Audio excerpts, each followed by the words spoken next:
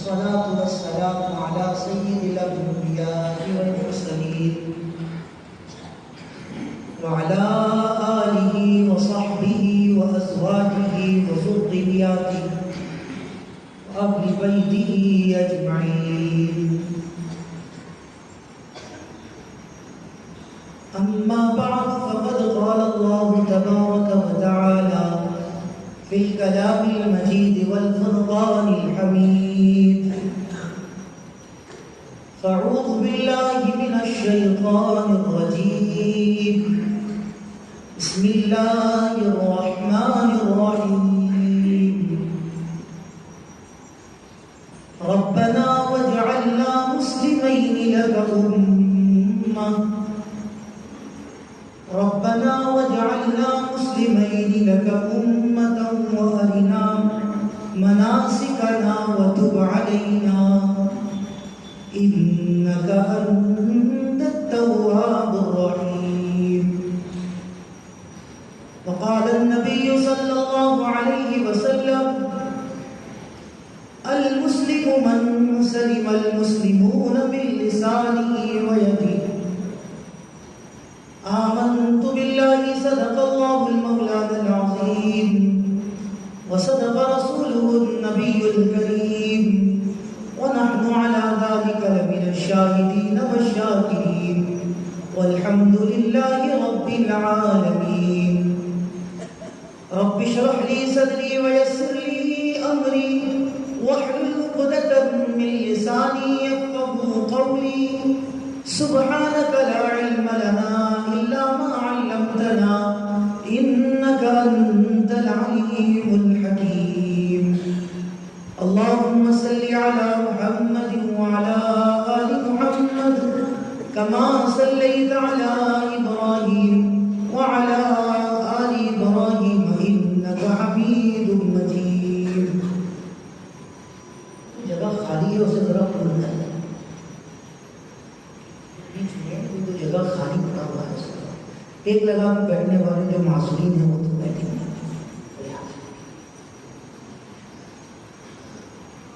ایک بہت بڑے اس وقت کے ایک اللہ والے شخصیت ہے، گجرات سورت کے رہنے والے ہیں، حضرت مولانا صلاح الدین صاحب، جو حضرت مولانا پیر ذوالفقار صاحب نقشبندی دامت برکاتہم العالیہ کے خلیفہ ہیں. حضرت ایک مرتبہ ہمارے وطن اڑیسہ تشریف لے کر آئے تو اڑیسہ میں حضرت کی خطاب تھی. ان سے پہلے کچھ ان کی تعارف کے لیے اس ناچیز کو کھڑا کیا گیا تھا 15-20 منٹ کے لیے. تو میں کھڑا ہو کر کچھ گفتگو کر رہا تھا اور اس درمیان میں کچھ مثالیں دیتے ہوئے میں نے اپنے جیب سے پین نکالا اور نکال کر مثال دے لیا اور مثال دے کر پھر اس پین کے ساتھ یوں کھیلتا رہا. مجمع سامنے تھا. جلسہ ختم ہو گیا، حضرت کے پاس جانا ہوا. جب کمرے میں کوئی نہیں تھے انہوں نے بات مجھ سے کی: اے مفتی صاحب، آپ بیان کرتے ہو، لوگوں کے سامنے کھڑے ہوتے ہو، آپ کے اندر تکبر ہے. دیکھو بڑوں کی جو نظر ہوتی ہے نا وہ ظاہر پر نظر نہیں جاتی، وہ تو باطن پر جاتی ہے. تو کہا کہ آپ کے اندر تکبر ہے. تو میں نے فوراً کہا: حضرت مجھے سمجھ میں نہیں آیا، مجھ سے کیا غلطی ہوئی، آپ اسے واضح کر دیجئے، بتا دیجئے، میں ضرور اس کی اصلاح کر لوں گا.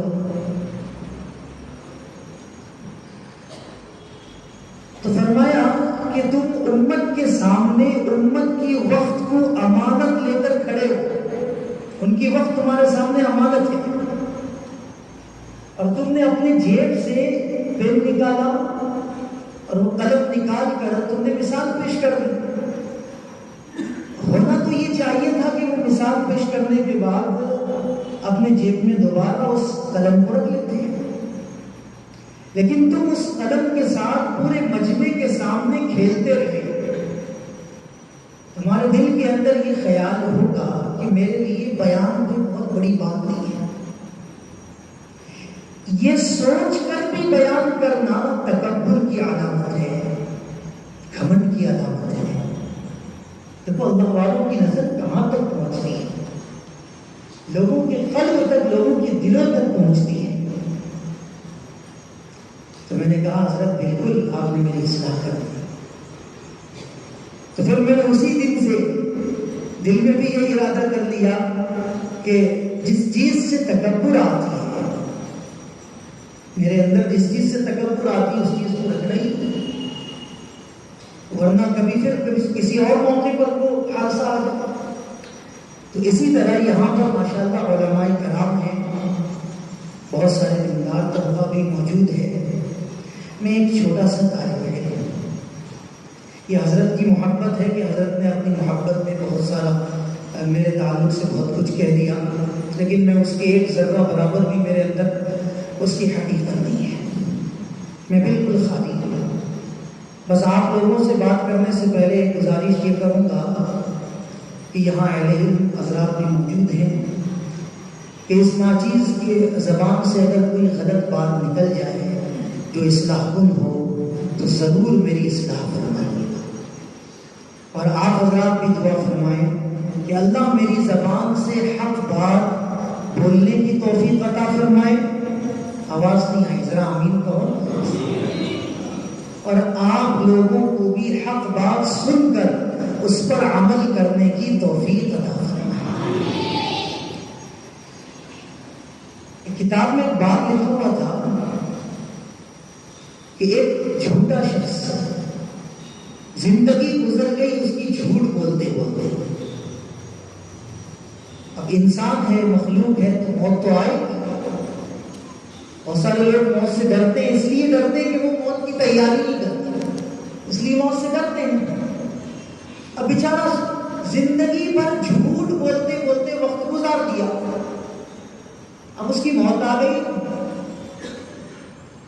مشائخ لکھتے ہیں اپنی کتاب میں کہ لوگوں نے اسے دفن کر دیا، قبر کے حوالے کر دیا.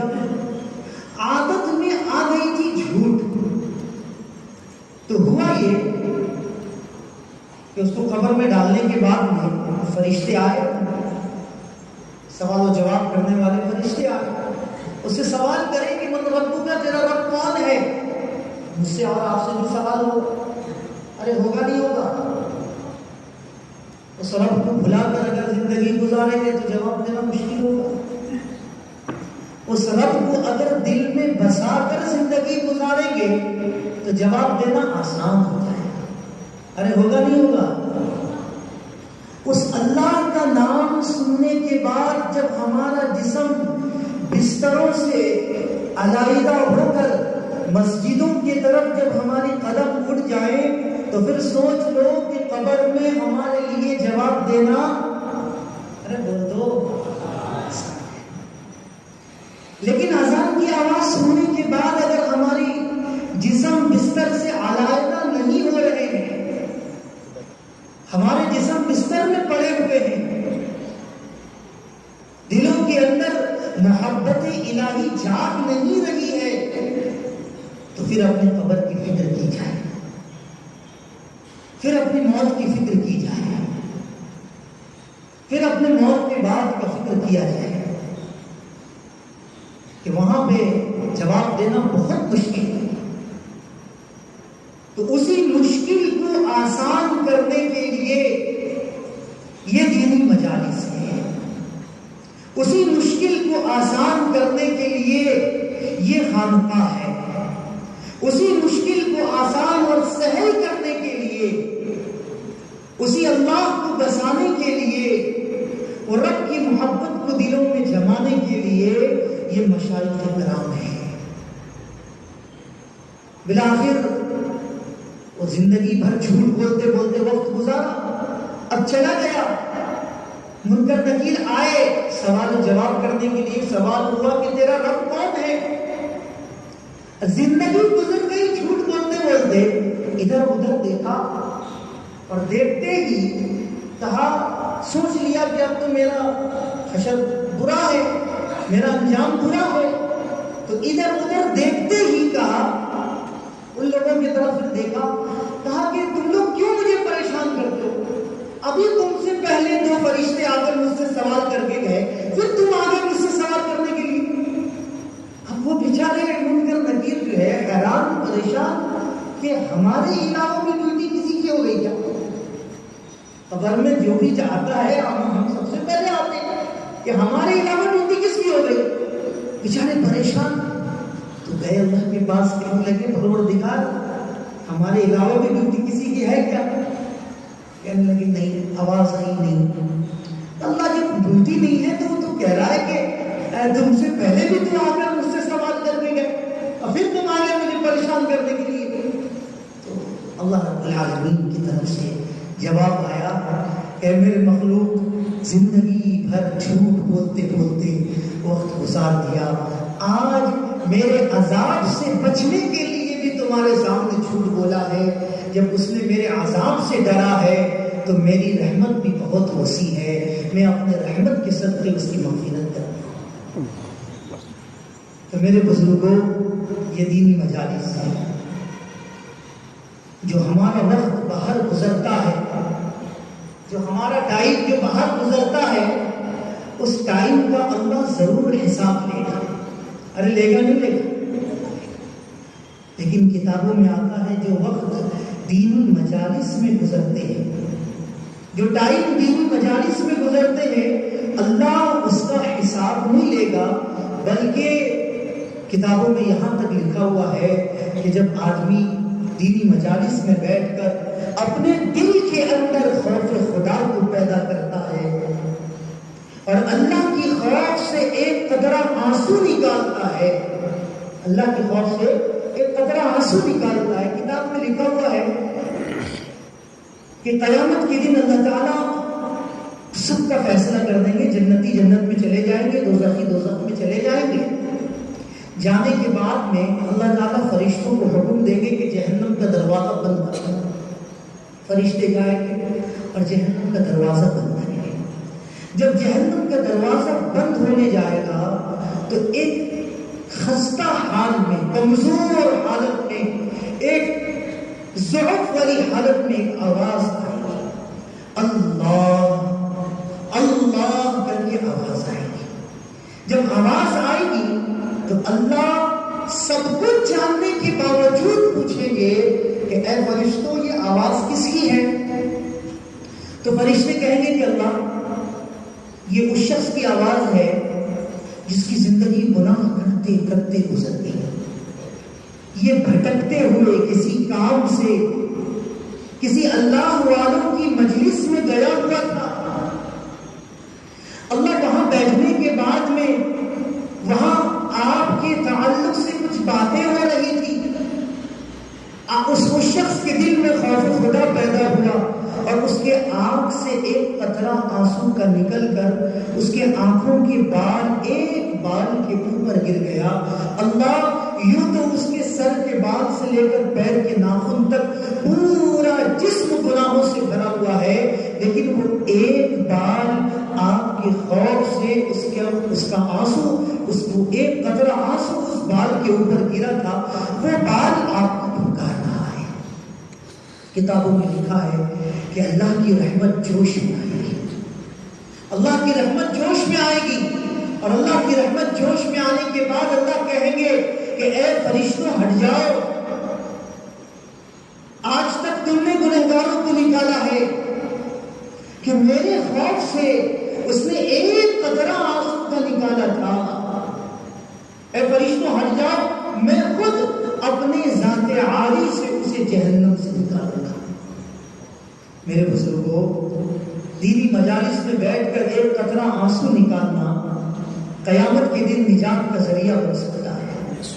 تو اگر ہم یہاں پر عمل کی نیت سے بیٹھ جائیں اور اس نیت سے بیٹھے کہ اللہ ہمارے دل کی دنیا کو بدل دے گا، دیکھو ہمارا گمان جیسا ہوگا اللہ کی طرف سے فیصلے بھی ویسے ہی ہوں گے۔ گمان اگر یہ ہوگا کہ ہم تو بیان سننے آئے ہیں، کس کا بیان کتنا اچھا ہے، گمان اگر یہ ہوگا کہ ان کی بیان میں وہ جات نہیں ہے، ان کی بیان میں وہ تاثیر نہیں ہے، فلاں کے بیان میں تاثیر ہے، تو اللہ گمان کے مطابق فیصلہ کرے گا۔ سمجھ میں آئی بات؟ گمان جتنا اچھا رکھو گے اللہ فیصلہ بھی اتنا اچھا کریں گے۔ تو اس لیے اس گمان اور اس نیت کے ساتھ بیٹھو کہ اللہ رب العالمین ہمارے دل کو ضرور بدل دیں گے، کیونکہ یہی دل پر سارا دار و مدار اسی دل پر ہے۔ یہ دل اگر بن جاتا ہے تو سارا کام بن جائے گا، اور اگر یہ دل بگڑ جاتا ہے تو سارا کام کیا ہو جائے گا؟ بگڑ جائے گا۔ ایک بچہ اسکول میں فیل ہو گیا، جب اسکول میں فیل ہو گیا، ایگزام میں فیل ہو گیا، تو ایگزام میں فیل ہونے کے بعد میں اس سے کہا جائے کہ بھائی ذرا کھانا کھا لے، تو وہ کہے گا کہ میرا دل نہیں چاہتا کھانا کھانا۔ اچھا آپ فیصلہ کر کے یہ بتائیے، کھانا کھاتے وقت میں استعمال کون سے اعضاء ہوتے؟ ہاتھ ہوتا ہے، زبان ہوتی ہے نا، اور حلق کے راستے سے کھانا جاتا ہے، اور جاتا کہاں ہے؟ ارے بولو، پیٹ میں جاتا ہے۔ دل کا کوئی کنیکشن ہے، لیکن وہ کہتا کیا ہے کہ میرا دل نہیں چاہتا۔ ایک شخص کا سر درد ہے، سر میں خوب درد ہے، اب اتنی درد ہے اسے کوئی کہے کہ بھائی ذرا یہ خوشبو لگا دو، تو وہ کہتا ہے کہ میرا دل نہیں چاہتا۔ کیا کہتا ہے؟ میرا دل نہیں چاہتا۔ خوشبو لگائے گا بدن میں، دل کا کوئی تعلق؟ ارے بولو، کوئی تعلق نہیں، لیکن کہتا ہے کہ میرا دل نہیں چاہتا۔ تو پتہ چلا سارے چیزوں کا دار و مدار کس پر ہے؟ دل پر ہے۔ یہ دل بن جائے گا تو ساری چیزیں کیا ہو جائے گی؟ بن جائے گی۔ دل اگر نہیں بنے گا تو ساری چیزیں بگڑ جائیں گی، ساری چیزیں بگڑ جائیں گی۔ تو اسی دل کو بنانے کے تعلق سے، اسی دل کو بنانے کی یہ ساری فکریں ہیں۔ اور دل بنتا ہے کن چیزوں سے؟ دل بنتا ہے اپنے نفسانی خواہشات کی قربانی دینے سے۔ اپنے نفس، جو اللہ نے نفس بنایا، 3 نفس، قرآن کے اندر ان 3 نفس کا تذکرہ ہے۔ سب سے پہلا نفس قرآن کہتا ہے وَمَا أُبَرِّئُ نَفْسِي إِنَّ النَّفْسَ لَأَمَّارَةٌ بِالسُّوءِ۔ سب سے پہلا نفس کیا ہے؟ نفس امارہ۔ یہ وہ نفس ہے جس نفس کے بارے میں اللہ کے رسول نے فرمایا کہ یہ نفس انسان کو گناہوں کی طرف اکساتا ہے۔ کس کی طرف اکساتا ہے؟ گناہوں کی طرف رغبت دلاتا ہے۔ جب انسان کسی چیز کو دیکھتا ہے تو اس کی طرف اس کی یہ نفس جو ہے کھینچ کر لے کر جاتا ہے۔ ذرا دوبارہ دیکھ لیں، گناہ کی لذتوں کو پیدا کرتا ہے یہ نفس۔ اور فرمایا دوسرا نفس یہ ہے، قرآن کہتا ہے لا اقسم بیوم القیامہ ولا اقسم بالنفس اللوامہ۔ یہ دوسرا نفس ہے۔ یہ دوسرا نفس، اس کا کام یہ ہے کہ جب انسان کوئی گناہ کر لیتا ہے تو گناہ کے کر لینے کے بعد میں یہ نفس اس کو ملامت کرتا ہے، اے اللہ کا بندہ، ابھی تو نے سنا تھا کہ گناہ کرنے کے اتنے نقصانات ہیں، گناہ کرنے سے دل سیاہ ہو جاتا ہے، گناہ کرنے سے آدمی کی عمر کم ہو جاتی ہے، گناہ کرنے سے رزق کی برکتیں ختم ہو جاتی ہے۔ ارے اللہ کا بندہ، ابھی تو نے سنا تھا، لیکن کیا ہو گیا تجھے کہ ابھی سننے کے بعد پھر سے گناہ کر رہا ہے؟ یہ نفس لوامہ اس کو گناہ کرنے کے بعد ملامت کرتا ہے۔ فرمایا تیسرا نفس وہ یہ ہے، قرآن کہتا ہے یا ایتھا النفس المطمئنہ ارجعی الی ربک راضیۃ مرضیہ۔ یہ وہ تیسرا نفس ہے جو انسان کو، جو ایمان والے کو نیکی کی طرف دعوت دیتا ہے، گناہوں سے بچاتا ہے، گناہ کی حرکتوں سے روکتا ہے، گناہ کے کاموں سے روکتا ہے، نیکی کی طرف اس کو رغبت دلاتا ہے۔ تو اللہ کے رسول نے فرمایا ہمیں نفس امارہ سے بچنے کی دعا مانگنی ہے، اور نفس لوامہ سے بھی بچنے کی دعا مانگنی ہے، اور اللہ سے مانگنا ہے تو نفس مطمئنہ کے مطابق زندگی اللہ ڈال دے۔ ہمیں اللہ سے یہ دعا مانگنی ہے۔ ہم سب بھی دعا کریں کہ اللہ ہم سب کی زندگی کو نفس مطمئنہ کے مطابق کر دے. آواز نہیں آئی؟ اللہ ہم سب کے آمین کہنے کو بھی قبول فرمائے. میرے بزرگوں، یہ نفس ایک ایسی چیز ہے کہ اگرچہ ہم نے اس نفس کی اصلاح نہیں کی، اگرچہ ہم نے اس نفس کی اصلاح نہیں کی، تو یہ نفس ہمیں ہر دور ہر موڑ میں برا بنا دے، ہر کسی کے سامنے برا کر دے. اگرچہ ہم نے اس نفس کی اصلاح نہیں کی، اس نفس کو نہیں سنبھالا، اس نفس کو اگرچہ ہم نے نہیں بنایا، یہ نفس ہمیں اپنے باپ کے سامنے بھی گرا دے گا، یہ نفس ہمیں اپنے بھائیوں کے سامنے بھی گرا دے گا، یہ نفس ہمیں اپنے رشتہ داروں کے سامنے بھی گرا دے گا، یہ نفس ہمیں ہر کسی کے سامنے گرا دے گا. ارے گرائے گا نہیں گرائے گا؟ آج ہم دیکھ رہے ہیں معاشرے کے اندر جو لڑائیاں ہیں، معاشرے کے اندر جو انتشار ہے، معاشرے کے اندر جو خرافات ہیں، معاشرے کے اندر جو شر ہے، بھائی بھائی میں دشمنی ہے، باپ بیٹے کے اندر نفرتیں ہیں، بہن بھائیوں کا رشتہ ٹوٹا ہوا ہے، رشتہ دار سے بلتی نہیں ہے، پڑوسی سے ناراض ہے. ان تمام چیزوں کا جو دار و مدار ہے وہ نفس ہے. ہر کوئی چاہتا ہے کہ لوگ میری عزت کریں، ہر کوئی چاہتا ہے، ہر کسی کے ذہن میں یہی ہے کہ لوگ میری عزت کریں، لوگ میری عیوب کو نہ دیکھیں، لوگ میرے گندگیوں کو نہ دیکھیں. میں لوگوں کی گندگی دیکھو چلے گا، میں لوگوں کی برائیاں کرو چلے گا، میں لوگوں کے اندر عیوب تلاش کرو چلے گا، میں لوگوں کی غیبت میں لگا رہو چلے گا، لیکن لوگ میری گندگیوں پہ نظر ڈالیں، کوئی میرے اوپر انگلی نہ اٹھائے، کوئی مجھے برا بھلا نہ کہے، کوئی مجھ سے ناراض نہ ہو جائے. ہر کسی کے اندر یہ سوچ، میرے اندر بھی ہے، ہر کوئی کے اندر یہی سوچ ہے. لیکن یہ تمام سوچ بدلیں گے کب؟ یہ تمام چیزیں ٹھیک کب ہوگی؟ آج ہم اپنی عزت کے بھوکے ہیں کہ لوگ ہمیں عزت کریں. اللہ کے رسول نے فرمایا، لوگوں جب تمہارے دل کے اندر یہ خواہش پیدا ہو کہ لوگ تمہاری عزت کریں، تو تمہیں چاہیے کہ تم لوگوں کی عزت کرو. تم کیا کرو؟ تم لوگوں کی عزت کرو، تم لوگوں کو عزت دو، لوگ تمہاری عزت کریں گے. تم لوگوں کے ساتھ بے عزتی کا معاملہ کرو گے، لوگ تمہاری عزت نہیں کریں گے. ایک حدیث پاک میں آتا ہے کہ جو شخص یہ چاہتا ہے کہ میری عزت لوگوں کی نظروں میں بڑھ جائے، میرا مقام لوگوں کی نظروں میں آ جائے، میری حیثیت لوگوں کی نظروں میں بڑھ جائے، اللہ کے رسول نے فرمایا اسے چاہیے کہ وہ اللہ رب العالمین کی عزت کرے. اب سوال یہ پیدا ہوتا ہے کہ اللہ کی عزت کیا ہے؟ اللہ کی عزت کیا ہے؟ لوگوں کی عزت یہی ہے کہ اگر کوئی آئے تو اس سے اللہ کی شان سمجھے. لوگوں کی تعظیم یہی ہے کہ اگر کوئی آئے تو اس کے ساتھ اچھا سلوک کرے، حسن سلوک کا معاملہ کرے. کوئی مہمان اگر آئے تو اس کی مہمان نوازی کرے. پڑوسی ہے بیمار ہے تو اس کی تیمارداری کرے، یہ اس کی عزت ہے. کوئی سائل اگر آئے تو اس کی ثواب کو پورا کرے، یہ اس کی عزت ہے. کوئی ننگا آئے تو اس کو کپڑا پہنائے، کوئی بھوکا آئے تو اسے کھانا کھلائے، یہ اس کی عزت ہے.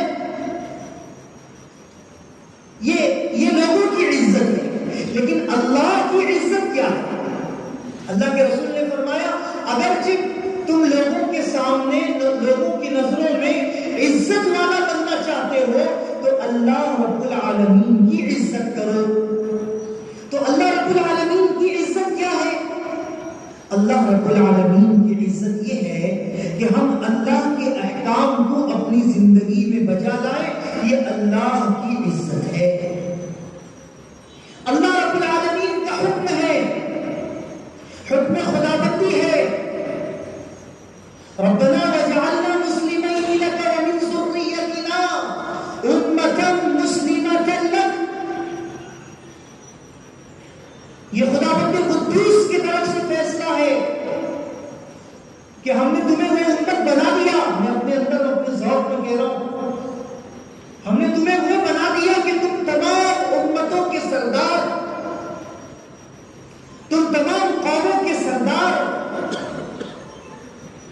تو تمام جتنے نبی آئے تمام نبیوں کی امتیوں میں سے تمہارا مقام اعلیٰ افضل ارفع تمہارا مقام. اب تمہاری زندگی ایسی ہونی چاہیے. اللہ قرآن میں فرماتے تمہاری زندگی ایسی ہونی چاہیے, تمہاری حیثیت ایسی ہونی چاہیے, تمہارا مقام ایسی ہونی چاہیے کہ تم سے کوئی بھی مخلوق, تمہاری ذات سے کوئی بھی مخلوق تکلیف میں نہ ہو. کوئی بھی امت کو, کوئی بھی فرد کو, کوئی بھی شخص کو تمہاری ذات سے تکلیف نہ ہو. یہ تمہاری صفت ہونی چاہیے. کس کی؟ میری اور آپ کی صفت ایسی ہو کہ میری ذات سے کسی کو تکلیف نہ ہو, میری ذات سے کسی کو نقصان نہ پہنچے, میری ذات سے کسی کو ذرہ برابر بھی چوٹ نہ آئے. یہ اللہ رب العالمین نے قرآن کریم میں فرما دیا. اب انہی چیزوں کو اپنی زندگی میں لانا یہ اللہ کی عزت ہے, یہ رب العالمین کی عزت ہے. میرے بھائی, آج جو قوم دنیا کی سب سے اعلیٰ منزلوں پہ, سب سے اعلیٰ فہرستوں پہ جس قوم کا نام تھا, وہ قوم آج دنیا کی سب سے نچلی صفوں میں, سب سے نچلے فہرستوں میں آج اس کا نام ہے کیوں؟ اس کی وجہ کیا ہے؟ اس کی وجہ بس یہی ہے کہ ہم نے اللہ اور اللہ کے رسول کی اطاعت کو چھوڑ دیا ہے. ارے چھوڑا نہیں چھوڑا ہے, ہم نے اللہ کے رسول کی اطاعت کو دیا ہے, جس کے بنیاد پر اللہ, جہاں ہمارا مقام یہ تھا کہ اگر ہم آواز اپنی زبان سے کوئی لفظ کہتے تھے تو ہماری لفظ پورا ہونے سے پہلے اللہ کی طرف سے مدد آ جاتی تھی. ہمارا مقام تو یہ تھا, لیکن آج ہم اتنے گر کیوں گئے؟ اس کو بھی قرآن بیان کرتا ہے اطیعوا اللہ و اطیعوا الرسول. اے لوگوں, تم اس لیے گرے, تمہاری مقام اس لیے گر گئی, تم اس لیے چھوٹے بن گئے, تمہاری حیثیت اس لیے کم ہو گئی, تمہارا مقام اس لیے گھٹ گیا کہ تم نے اللہ اور اللہ کے رسول کی اطاعت کو چھوڑ دیا. تم نے اللہ اور اللہ کے رسول کی نافرمانی میں لگ گئے. اور اللہ صاحب قرآن میں کہتا ہے وَلَا تَنَازَعُوا, اے میرے بندو سن لو کان کھول کر. اگرچہ تم نے یہ کام کر لیا, میری اور میرے رسول کی اطاعت کو چھوڑ دیے, میری اور میرے رسول کی فرمانبرداری کو چھوڑ دیے, وَلَا تَنَازَعُوا, صاف لفظوں میں اللہ کہتا ہے وَلَا تَنَازَعُوا, آپس کے اندر ایسی پھوٹ کو پیدا کروں گا, آپس کے اندر ایسی نفرتیں آ جائیں گی, آپس کے اندر ایسا کر دوں گا کہ ایک دوسرے سے بات کرنے تیار نہیں ہوگے, ایک دوسرے کے سامنے کھڑے ہونے کی تمہارے اندر طاقت نہیں ہوگی, ایسی نفرتیں آ جائیں گی تمہارے اندر, ایسی عداوتیں آ جائیں گی تمہارے اندر. کب؟ جب ہماری زندگی کے اندر سے اللہ اور اللہ کے رسول کی اطاعت نکل جائے گی. پھر آگے کیا فرمایا وَلَا تَنَازَعُوا وَتَفْشَلُوا, جانتے ہو اور اللہ کیا کرے گا؟ وَتَفْشَلُوا, اور اللہ یہ کرے گا کہ اللہ تمہاری مقام کو سب سے گرا دے گا, تمہاری حیثیت کو اللہ گرا دے گا. جو تمہارا مقام تھا, ہر مخلوق کے اندر جو تمہاری حیثیت تھی, ہر مخلوق کے اندر جو تمہارا نمایاں شان تھا, وَتَفْشَلُوا, اللہ تمہاری حیثیت کو ایسا گرا دے گا, ایسا کمزور بنا دے گا. اللہ تمہیں اتنا کمزور کر دے گا کہ تم اپنے بھائیوں کے سامنے بھی کھڑے ہو کر, اپنے گھر والوں کے سامنے بھی کھڑے ہو کر حق بات بولنے سے ڈرو گے. ہاں, بلکہ میں تو یوں کہتا ہوں کہ اللہ مقام اتنا گرا دے گا, اللہ اتنی حیثیت کو گرا دے گا کہ ہم اللہ کے سامنے جھکنے کے لیے بھی لوگوں کی ڈر ہمارے دلوں میں پیدا ہو جائے گی. ارے ہوگی نہیں ہوگی. آزان دینے کے لیے ڈریں گے, نماز پڑھنے کے لیے ڈریں گے, ٹوپی پہننے کے لیے ڈریں گے, ٹوپی پہننے کے لیے ڈریں گے. NRC کا موقع تھا, اس موقع میں بمبئی سے مجھے بنگلور آنا تھا فلائٹ کے ذریعہ سے. ایک شخص بیچارے ان کی داڑھی اتنی بڑی بڑی, اب وہ کرتا پیجامہ سب کچھ, 2-3 سیٹ چھوڑ کر آگے تھے وہ. تو سلام کلام ہوا, میں نے کہا کیا نام ہے آپ کا؟ تو کہے فلاں نام ہے. میں نے پوچھا کیا مشغلہ ہے؟ کہنے لگے میں فلاں مسجد کا امام ہوں. تو اتنا سننا تھا تو میں نے کہا کہ آپ ایک عالم ہیں, امام ہیں, آپ کے سروں میں ٹوپی نہیں ہے. آپ امام ہیں, سروں میں ٹوپی نہیں ہے. کہنے لگے حضرت بات دراصل یہ ہے کہ لوگوں کے اندر تعصبیت ہے, لوگوں کے اندر تعصبیت ہے, اس لیے میں نے ٹوپی نکال دی. میں نے کہا حضرت میں بھی تو اسی فلائٹ میں سفر کر رہا ہوں, میرے سر میں ٹوپی ہے. کہنے لگے وہ آپ کی بات الگ ہے. میں کہ میری بات کون مجھے لوگ یہاں پہچانتے؟ کوئی نہیں پہچانتا. آپ جیسا ایک انسان, ایک اہل علم میں بھی ہوں, تو آپ نے ٹوپی کیوں نہیں پہنی؟ تو فوراً میرے ذہن میں وہ بات وتفشلوا, میں اس عالم کے اوپر رکھ کے بات نہیں کہہ رہا ہوں, وہ بات میرے ذہن میں آئی, قرآن کی وہ آیت میرے ذہن میں آئی وتفشلوا. جب ہمارے اندر سے خوف خدا نکل جائے گا تو وتفشلوا, ہم مقام ہونے کے باوجود, اہل علم ہونے کے باوجود, سب کچھ جاننے کے باوجود, ہمارے دلوں میں لوگوں کا ڈر پیدا ہو جائے. ارے ہوگا نہیں ہوگا. اللہ آگے فرماتا ہے وَتَذْهَبَ رِيحُكُمْ.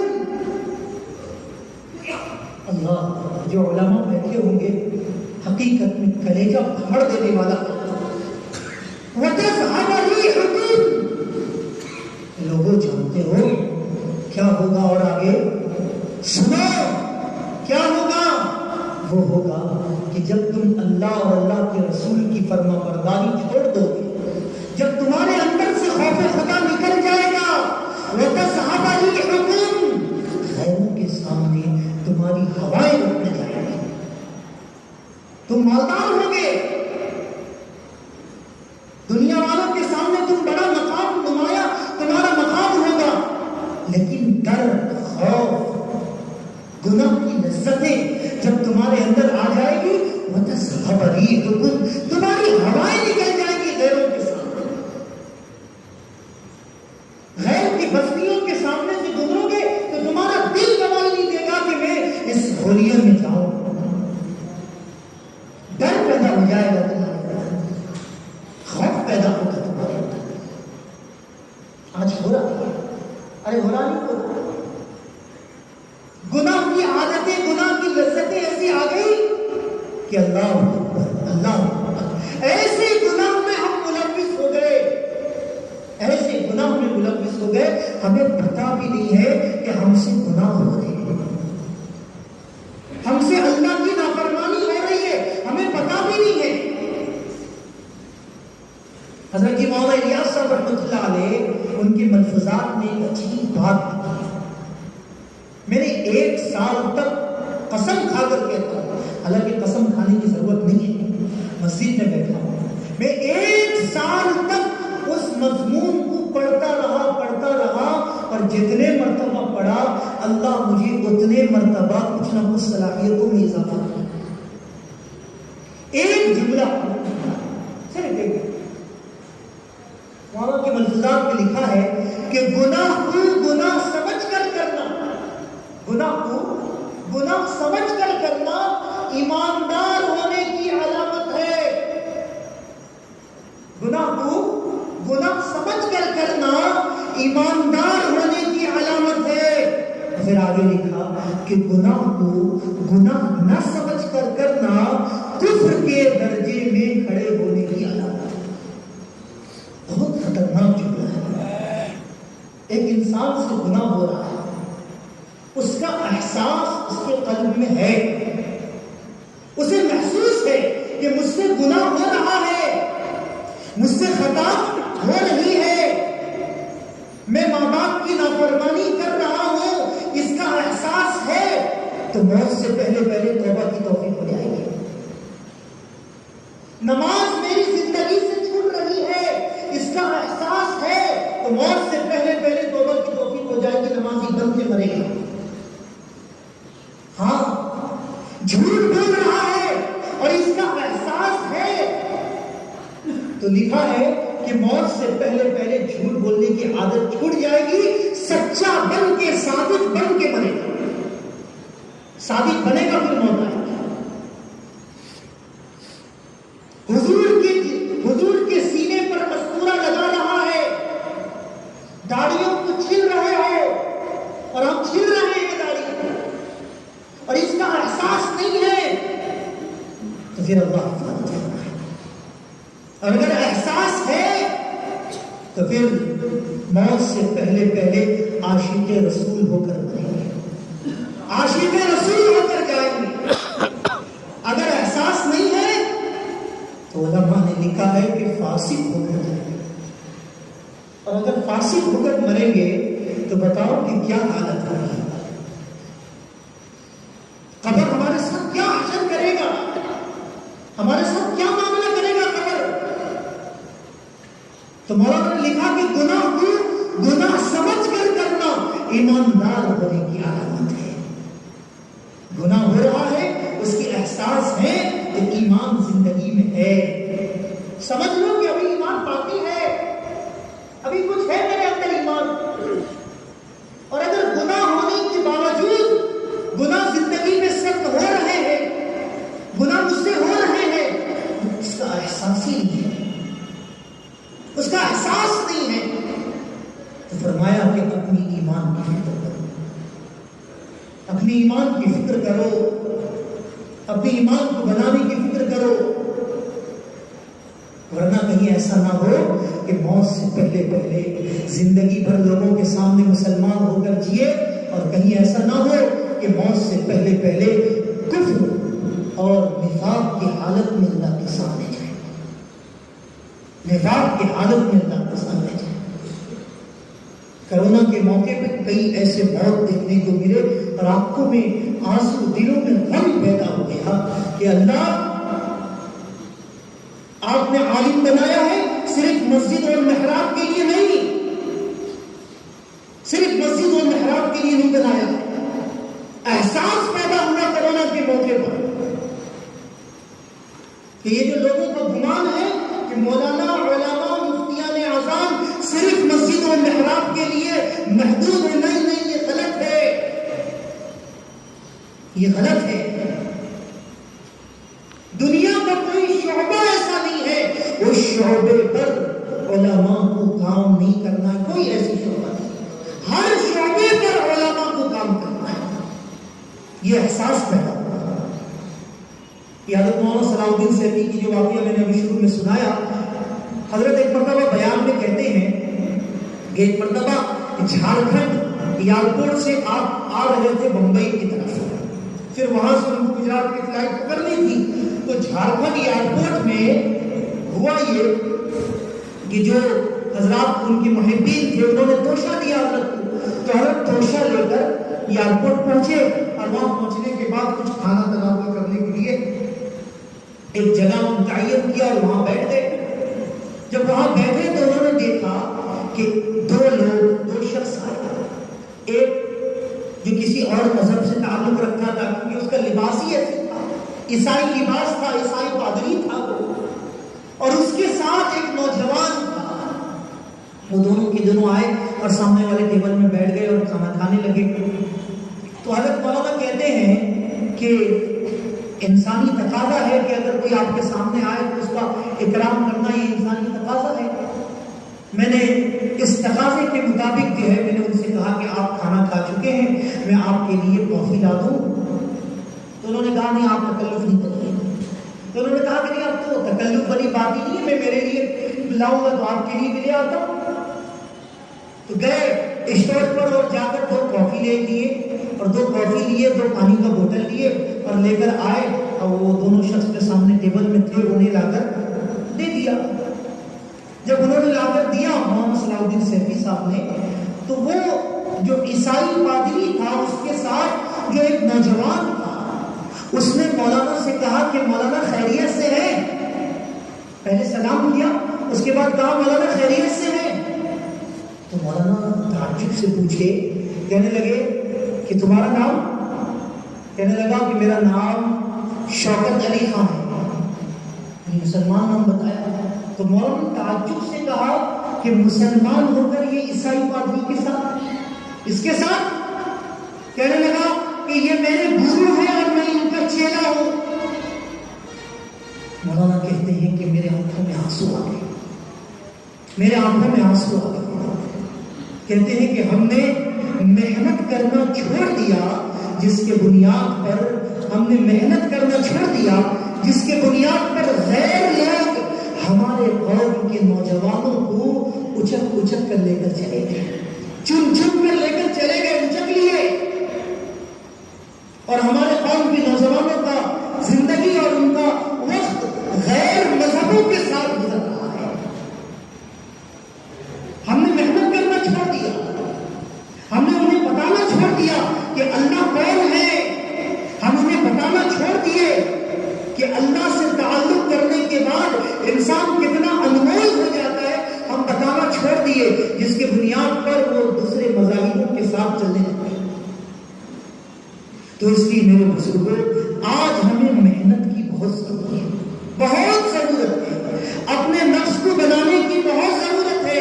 اگرچہ ہم نے اپنے نفس کو نہیں بنایا، اگرچہ ہم نے زندگی کے اندر اللہ اور اللہ کے رسول کی اطاعت کو اپنی زندگی کے اندر اگر نہیں اتارے، پھر یاد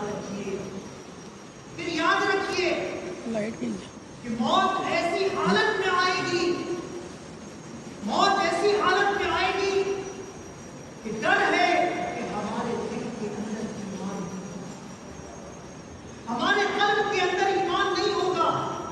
ہاں، کرونا میں دیکھا اپنے نظروں سے آیا،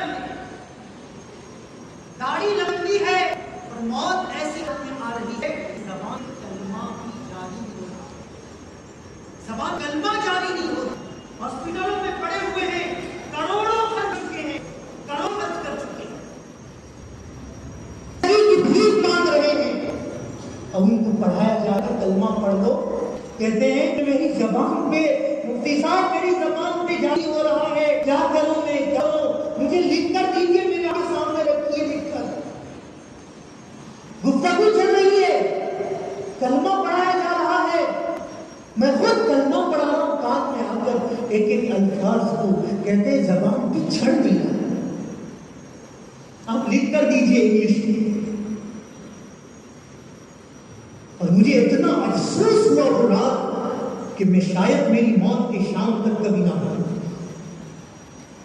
افسوس مجھے اتنا ہوا کہ اللہ مجھے انگلش لکھنا نہیں آتا، اور میں اردو میں لکھ کر دوں تو وہ بندہ پڑھ نہ سکے، میں عربی میں لکھ کر دوں تو وہ پڑھ نہ سکے، اور ایسی حالت میں وہ مجھے کہہ رہا ہے کہ میں انگلش جانتا ہوں، آپ مجھے لکھ کر دو نا، میں دل دل پڑھ لوں گا، میرے زبان پہ جاری نہیں ہو رہا۔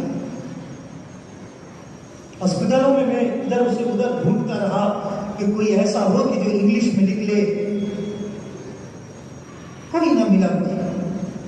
10 سے 12 منٹ 15 منٹ مشکل سے ہوا ہوگا، اور اس 15 منٹ کے اندر وہ بندہ جب دنیا سے چلا گیا تو میرے کلیجے پھٹ گئے کہ اللہ میری وجہ سے ایک بندہ بنا کلمے سے دنیا سے گیا، کیا ہوگا کیا ہوگا۔ میں اس لیے سنا رہا ہوں کہ دل کا غم ہلکا ہو جائے۔ میں نے 6 دن تک 1 ہفتہ ان کے لیے روزہ رکھا، ان کے لیے روزہ رکھا 6 دن تک، اور مجھے 14ویں دن میں خواب میں ہوا، خواب میں یہ آئے کہ دور میں کھڑے ہوئے ہیں اور مجھ سے یوں کھڑے ہو کر کہہ رہے ہیں کہ آپ کا احسان ہے میرے اوپر، کہ آپ کا احسان ہے میرے اوپر۔ میں نے اپنے شیخ سے کہا کہ حضرت یہ بات ہوئی، خاموش ہو گیا، مجھے کچھ بتائے، کچھ نہیں بتائے، خاموش ہو گیا۔ تو پھر میں نے دوبارہ کہا دیا۔ تو میرے بھائیوں، بولنے کا اصل مقصد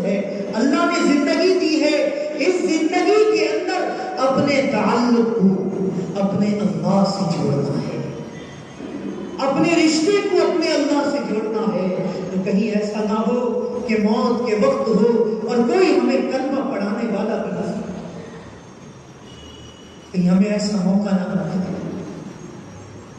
تو اس لیے اپنی زندگی اللہ نے دی ہے، اس زندگی کو غنیمت سمجھ کر اپنے تعلق کو بنانا، اپنے ایمان کو اور اپنی زندگی کو بنانا ہے۔ تو بھائی بنائیں گے۔ اب آخری 2-3 جملہ یہ ہے کہ بھائی زندگی بنانے کے لیے، زندگی کو سنوارنے کے لیے اہل اللہ سے تعلق جوڑنا پڑے گا، اللہ والوں سے اپنا رشتہ جوڑنا پڑے گا، اور اللہ والوں سے رشتہ جڑ جائے گا تو سارا کام آسان ہو جائے گا۔ ارے ہوگا نہیں ہوگا؟ سارا کام آسان، سارا کام آسان۔ ایک حدیث ہے، مشکات شریف کی ایک حدیث ہے کہ جب کوئی بوڑھا آدمی جس کے چہرے کی داڑھی کا بال یا جس کے سر کے بال سفید ہو جاتا ہے، اور اگر وہ اللہ کے سامنے جاتا ہے، کسی گناہ کی وجہ سے اگر اس کے اوپر عذاب آتے ہیں، تو اللہ تعالیٰ جب عذاب دینے والے فرشتے جب اس کے قریب ہوتے ہیں تو اللہ رب العالمین فرشتوں سے کہتے ہیں کہ اے فرشتوں، تم اس شخص کو عذاب مت دو۔ تو فرشتے پوچھتے ہیں اللہ کیوں نہ دے عذاب؟ اس نے آپ کی نافرمانی میں زندگی گزار دی، گناہ کرتے کرتے زندگی گزار دیا، اسے شرم تک نہیں آیا، یہ بڑھاپے کے حالت میں بھی نماز چھوڑ چھوڑ کر زندگی گزارا۔ اللہ اسے شرم تک نہیں آیا کہ بڑھاپے کے حالت میں اس کے پوتا پوتی بیٹے بیٹی اسے دور کر دیے تھے، یہ بڑھاپے کے حالت میں تو آپ سے قریب ہو جاتا، یہ بڑھاپے کی حالت میں بھی آپ سے قریب نہیں ہوا، یہ بڑھاپے کی حالت میں بھی آسان سنتا تو تھا، نماز کی طرف نہیں جاتا تھا، بڑھاپے کی حالت میں بھی اپنے چہرے کو بناتا تھا۔ اللہ یہ اتنا بڑا نافرمان ہے، ہم اسے عذاب کیوں نہ دیں؟ اللہ کہیں گے کہ نہیں، اس کے چہرے کا بال موت کے وقت سفید ہو گیا تھا، اس کی داڑھی سفید ہے، میں اس کے سفید بال ہونے کی وجہ سے میں اس پر ترس کھا کر اس کی مغفرت کا فیصلہ کرتا ہوں۔ میرے بھائی اللہ تو اتنے غفور ہے، اللہ تو اتنے رحیم ہے، اللہ تو اتنے ستار ہے، بس ہمیں چاہیے کہ ہم گناہوں کی عادتوں سے بچ جائیں، ہمیں چاہیے کہ ہم گناہ کی عادتوں کو چھوڑ دیں، اپنے دل کی تزکیہ کریں، اپنے دل کو صاف کریں، بس ہمیں یہ کام کرنا ہے۔ اگرچہ ہم نے کر لیا تو پھر کیا ہوگا؟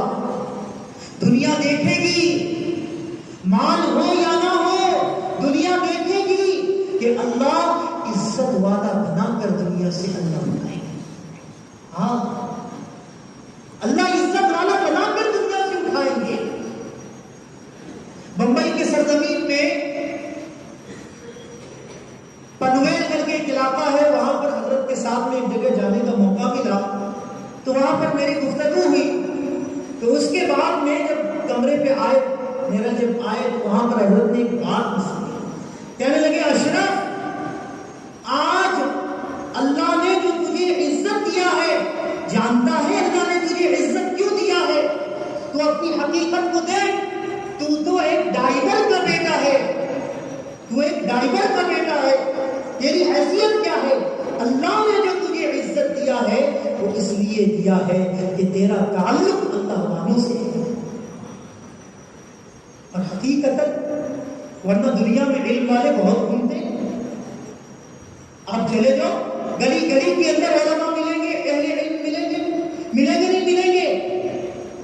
میں سچے دل سے اور اس بات کو بڑے گہرے دل سے کہتا ہوں، حقیقت میں اللہ اہل علم میں سے بھی انہی لوگوں کو اللہ مقام عطا کرتا ہے جس کے اندر اللہ کا خوف ہوتا ہے، جس کے اندر اللہ کا ڈر اور خوف ہوتا ہے، اللہ اسی کو ہی مقام سے مالا مال کرتے ہیں۔ ہاں، ورنہ علم تو شیطان کے اندر بھی ہے، ارے ہے یا نہیں؟ علم تو شیطان کے اندر بھی ہے۔ ابھی حضرت ڈاکٹر صاحب ایک جو مضمون سنا رہے تھے حضرت مولانا مفتی تقی عثمانی صاحب کا، آپ ایک جملہ کتاب میں لکھتے ہیں کہ آئین سے 4 چیزیں ہیں. ایک آئین سے عالم، شیطان عالم بھی ہے. شیطان کیا ہے؟ عالم بھی ہے. کہتے ہیں کہ آئین سے عابد، شیطان عابد بھی ہے. ارے ہے یا نہیں؟ عالم بھی ہے، عابد بھی ہے. اور تیسرا فرمایا کہ آئین سے عاقل، شیطان عاقل بھی ہے، عقل والا بھی ہے. اور فرماتے ہیں کہ آئین سے چوتھی چیز، آئین سے عاشق. عاشق تو صرف اللہ والے ہوتے ہیں. کون ہوتا ہے؟ اللہ والے عاشق ہوتے ہیں. فرمایا شیطان عاشق نہیں ہے. شیطان عاشق نہیں ہے. اور جس دن شیطان عاشق ہو جائے گا اس دن وہ سب سے بڑا ولی بن جائے گا. ارے بنے گا نہیں بنے گا؟ اللہ والوں کے اندر اللہ عاشق کی صفت اللہ اپنے نیک بندوں کے اندر کرتی ہے. تو اس لیے میرے بزرگوں اپنی عادتوں کو سنوارنا ہے. بھائی سنواریں گے، اپنے عادتوں کو بنانا ہے اور اپنے اندر سے گناہ کی حرکتوں کو نکالنا ہے. اپنی زندگی کو ایسا بنانا ہے کہ میری زندگی ایسی ہو کہ میری ذات سے اگر کسی کو نفع نہیں پہنچ رہا ہے تو میری ذات سے کسی کو تکلیف بھی نہیں ہونی چاہیے. میری ذات سے کسی کو نقصان بھی نہیں پہنچنا چاہیے. میری ذات سے کسی کو ذرہ برابر چوٹ بھی نہیں آنی چاہیے. ایک مرتبہ صحابہ کا مجمع لگا ہوا تھا. حضور پاک صلی اللہ علیہ وسلم منبر رسول میں جلوہ افروز تھے. ایک صحابی سننا، ایک صحابی اچانک ان کی وضو ٹوٹی اور وضو ٹوٹنے پر بدبو ہونے لگی. بدبو آئی، آواز ہوئی، بدبو ہوئی تو اس صحابی کو شرمندگی محسوس ہوئی. صحابہ کی صفت بتا رہا ہوں. صحابہ اتنے کمال والے جو بنے ہیں ان کی اصل وجہ یہی ہے کہ ان کے اندر ایک دوسرے کی عزت اور ایک دوسروں کے ادب کا خیال ان کے اندر تھا. ان کے اندر یہ تھا کہ کہیں ہم سے ہمارے عمل کہیں ایسا نہ ہو جائے کہ ہمارے عمل سے ہمارا اللہ ناراض ہو جائے. ان کے اندر ہمیشہ یہ ڈر لگا ہوا رہتا تھا، ہمیشہ یہ خوف ان کے دلوں میں لگا ہوا رہتا تھا. تو لکھا ہے کتابوں میں کہ جب بدبو آنے لگی تو وہ صحابی پریشان ہو گئے، ان کو شرمندگی محسوس ہوئی. تو صحابہ بھی صحابہ تھے. میں نے ابھی کہا نا کہ صحابہ عاقل بھی تھے، عابد بھی تھے، عالم بھی تھے اور عاشق بھی تھے. اور جو عاشق ہوتا ہے اللہ اس کے اندر ہر چیز کو کھول دیتے ہیں. جو عاشق ہوتا ہے اللہ اس کے اندر اللہ ہر فہم کو کھولتے ہیں. تو بلافر کیا ہوا؟ صحابہ ایک دوسرے کے آنکھوں کو دیکھے اور اچانک تمام صحابہ کھڑے ہوئے. کہا یا رسول اللہ، ہم چاہتے ہیں کہ آپ ہمیں دوبارہ وضو کرنے کا طریقہ سکھائیں اور آپ بھی چلیں اور آپ چل کر ہم سب کو وضو کرنے کا طریقہ سکھائیں. سارے صحابہ کھڑے ہوئے. کسی کو احساس تک نہیں ہوا، کسی کو یہ محسوس نہیں ہوا کہ وضو کس کا ٹوٹا تھا. اس کی عزت محفوظ ہو گئی. ارے ہوئی نہیں ہوئی. فضائل اعمال کے اندر میں غالباً فضائل صدقات میں ایک واقعہ لکھا گیا. حضرت عاصم رحمۃ اللہ علیہ بہت بڑے اللہ کے ولی گزرے، تصوف کے بہت بڑے بادشاہ.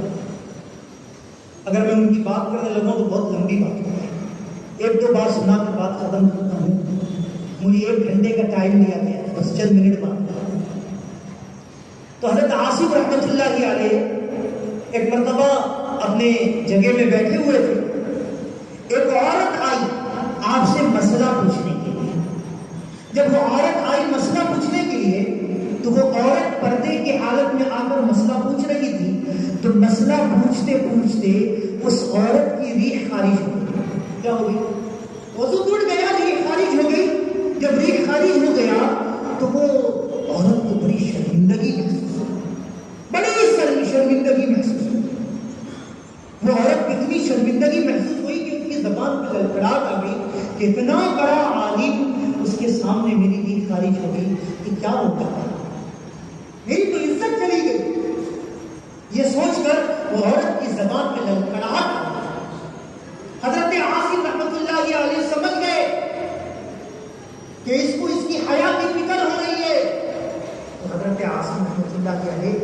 جب اس کی گفتگو ختم ہوئی تو کہا کہ بہن تو اتنے دیر سے کیا پڑپڑا رہی ہے، ذرا بلند آواز سے کہو کہ مجھے سنائی نہیں دے رہا ہے، اپنے آپ کو بہرے بن۔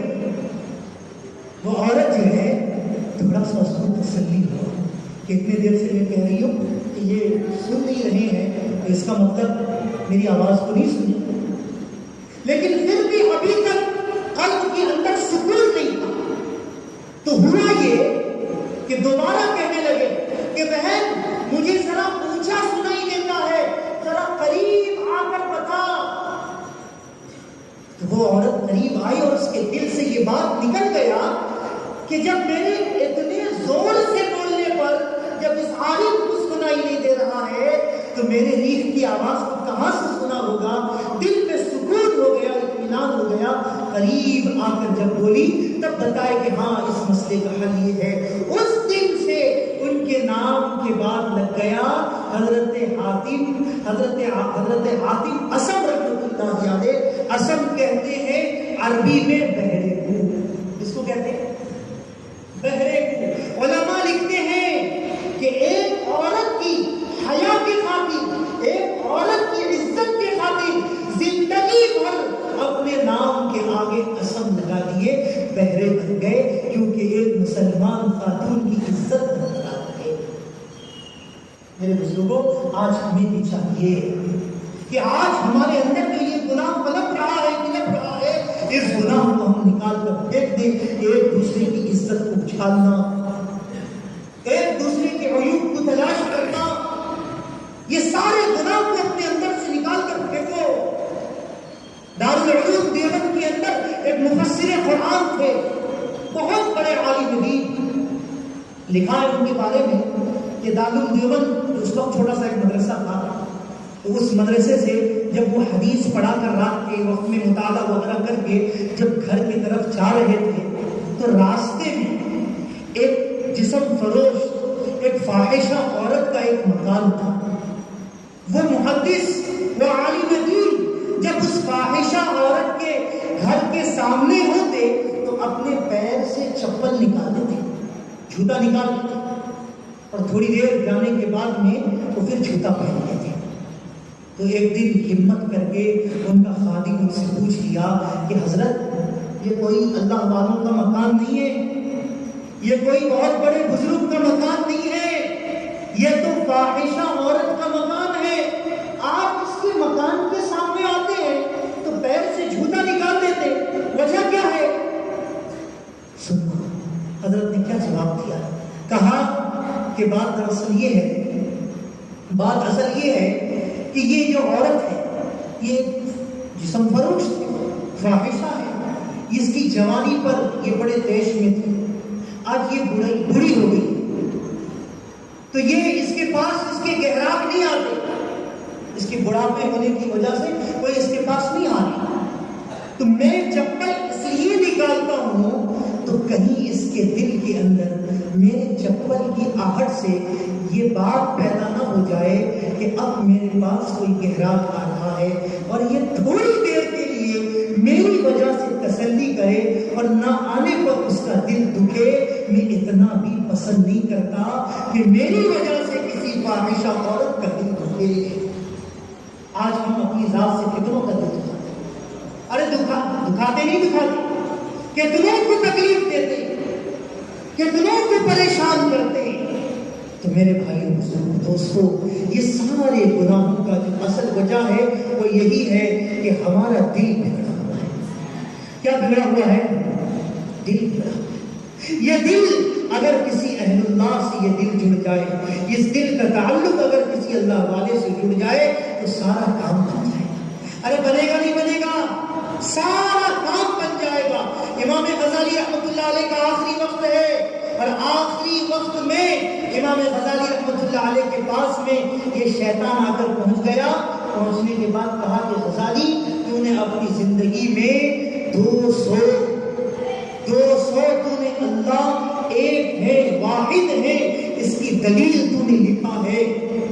اللہ ایک ہے، واحد اللہ ہے، اللہ کے ساتھ کوئی شریک نہیں ہے، اس کی دلیل تو نے لکھا ہے، دلیل پیش کر۔ عالم تھا، عالموں کا عالم ہے، ہاں فرشتے بھی اس سے جو ہے سیکھتے ہیں. تو بالآخر امام غزالی نے اسے بتایا